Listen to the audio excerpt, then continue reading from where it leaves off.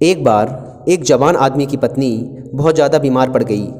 एक दिन जब उसे लगा कि वो और अधिक दिनों तक जिंदा नहीं रह पाएगी, उसने अपने पति से कहा, मैं तुम्हें बहुत प्यार करती हूँ, मैं तुम्हें छोड़कर नहीं जाना चाहती, लेकिन मुझे जाना होगा। पर मैं चाहती हूँ कि तुम मेरे साथ धोखा ना करो, इसलिए तुम्हें मेरी अंतिम इच्छा माननी पड़ेगी। तुम मुझे वचन दो कि मेरे मरने के बाद तुम किसी दूसरी औरत से शादी नहीं करोगे। अगर तुमने ऐसा किया तो मैं तुम्हें मरने के बाद प्रेत आत्मा बनकर परेशान करूंगी। पति भी अपनी पत्नी के जाने से बहुत ज़्यादा भावुक था, इसलिए उसने यह वचन दे दिया।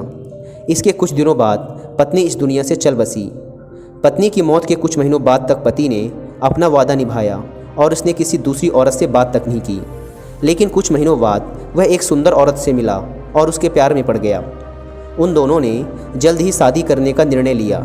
जिस रात उन दोनों की एंगेजमेंट थी, उसी रात उस इंसान को अपनी पहली वाली पत्नी की प्रेतात्मा दिखाई दी। वो बहुत गुस्से में थी और उस इंसान को उसे धोखा देने व अपना वादा तोड़ने के लिए भला बुरा कहने लगी।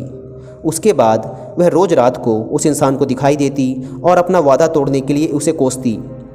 वह रोज़ रात को आती, उसे धोखेबाज बोलकर टोंट मारती और उसे हर वो बात शब्द बाय शब्द बताती जो वह इंसान और उसकी नई पत्नी के बीच होती थी। इसके अलावा वो उसे उन सारी चीज़ों के बारे में भी बता देती जो वो पूरे दिन करता था।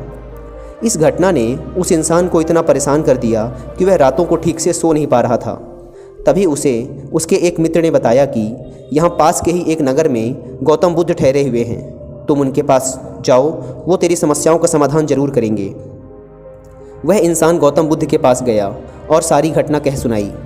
पूरी बात सुनने के बाद बुद्ध मुस्कुराए और बोले, बहुत चतुर है तुम्हारी पत्नी की प्रेतात्मा। यह सुन उस इंसान ने कहा, हाँ बिल्कुल, उसे हर वो बात और काम याद रहता है जो भी मैं करता हूँ। बुद्ध ने कहा, तुम्हें उस बुद्धिमान प्रेतात्मा की तारीफ़ करनी चाहिए, लेकिन मैं तुम्हें बताता हूँ कि अगली बार जब वो प्रेतात्मा तुम्हें दिखे तो तुम्हें क्या करना है। बुद्ध ने उस इंसान को सारी बात समझाई। उस इंसान ने बुद्ध को प्रणाम किया और अपने घर आ गया। उस रात को उसे अपनी पहली पत्नी की प्रेतात्मा फिर दिखी। पहले तो उस प्रेतात्मा ने उसे धोखेबाज बोलकर टोंट मारा, फिर उसे बताया कि आज तुम एक सन्यासी से मिलने गए थे। उस इंसान ने प्रेतात्मा की तारीफ़ करते हुए कहा, तुम एक बहुत ही बुद्धिमान प्रेतात्मा हो, तुम सब जानती हो, भला तुमसे कहाँ कुछ छिपाया जा सकता है। उसने उस प्रेतात्मा से आग्रह करते हुए कहा, तुम एक बुद्धिमान प्रेतात्मा हो, इसलिए मेरे एक प्रश्न का जवाब दे दो। अगर तुमने मेरे इस प्रश्न का जवाब दे दिया तो मैं तुमसे वादा करता हूँ कि मैं अपनी सगाई तोड़ दूंगा और पूरे जीवन पर्यंत अकेला ही रहूँगा। प्रेतात्मा ने कहा, अपना सवाल पूछो। यह सुनते ही उस इंसान ने पास में ही रखे चावल के बोरे में हाथ डाला और एक मुट्ठी भर के चावल निकालते हुए बोला, गिनती करके बताओ कि मेरी इस मुट्ठी के अंदर कितने चावल हैं। यह प्रश्न पूछते ही वह प्रेतात्मा वहाँ से गायब हो गई और फिर वह कभी उस इंसान को दोबारा नहीं दिखी।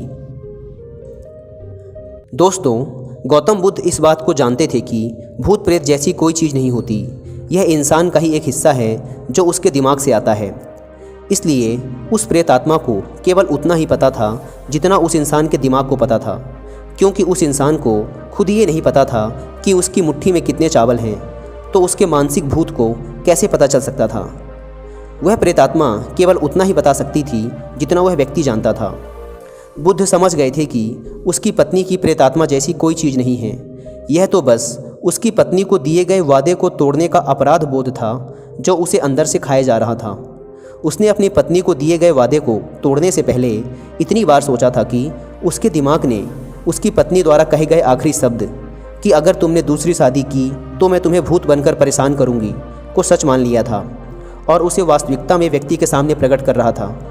वह प्रेतात्मा उसकी यादों और उसके सपनों में इसलिए भी बार बार आ रही थी क्योंकि वह आदमी उससे प्रभावित था कि वह सब कुछ कैसे जानती है।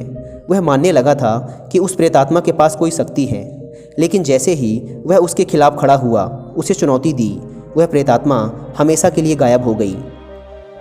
भूत प्रेत इंसान के दिमाग से आते हैं क्योंकि इसने ही उसे बनाया है, इसका वास्तविकता से कोई संबंध नहीं है। दोस्तों, कोई भी चीज़ हमें इसलिए परेशान करती है क्योंकि हम उस पर ध्यान देते हैं। जब हम उससे आगे बढ़ जाते हैं और उसके बारे में सोचना बंद कर देते हैं तो वह गायब हो जाती है। दोस्तों, आप खुद भी सोचकर देखिए, आज तक आपने अपने सपने में केवल वही चीज़ें देखी होंगी जो आपने वास्तविक दुनिया में देखी हैं।